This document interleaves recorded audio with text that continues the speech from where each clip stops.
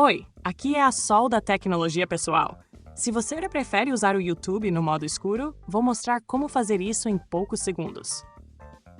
Primeiro, toque na sua imagem de perfil, que fica no canto inferior direito da tela.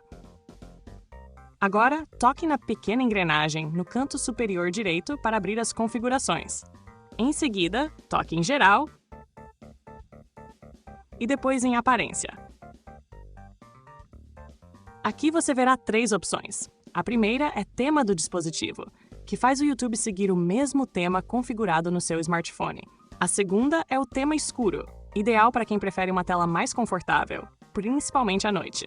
E a terceira é o tema claro, que mantém o aplicativo com o visual tradicional. É só tocar na opção que você deseja e a mudança acontece na hora. Gostou da dica?